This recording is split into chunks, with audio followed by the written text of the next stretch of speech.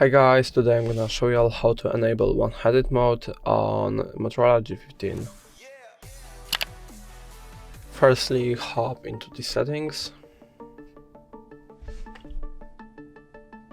Now scroll a bit down and go to gestures, one-handed mode, enable it, and now all you have to do is just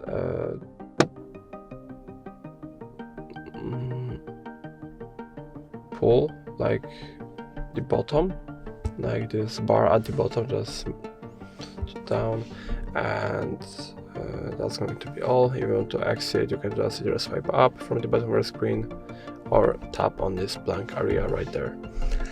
And that's going to be all. If I helped you, please leave a like and subscribe, and if you have more questions, let us know in the comments.